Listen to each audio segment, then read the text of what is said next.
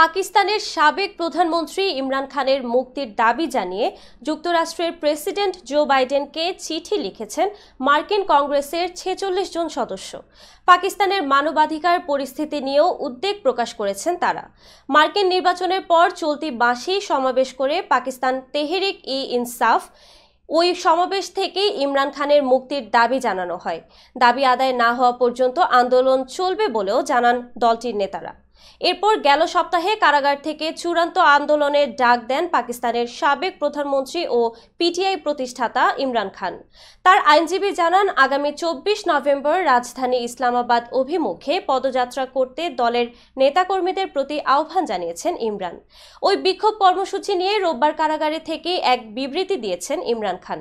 তিনি বলেছেন, ওই দিন পিটিআই এর ভবিষ্যৎ নির্ধারণ হবে। দলে কে থাকবে আর কে থাকবে না তা ঠিক করা হবে।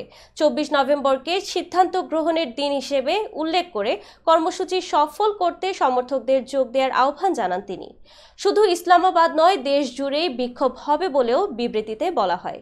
এর মধ্যে ইমরান খানের মুক্তি চেয়ে যুক্তরাষ্ট্রের প্রেসিডেন্ট জো বাইডেনের কাছে চিঠি লিখেছেন মার্কিন কংগ্রেসের ৪৬ জন সদস্য। চিঠিতে পাকিস্তানের চলমান মানবাধিকার লঙ্ঘন ও গণতান্ত্রিক মূল্যবোধের অবক্ষয়ের বিষয়ে উদ্বেগ জানিয়ে বাইডেন সরকারকে দ্রুত পদক্ষেপ নেওয়ার আহ্বান জানানো হয়।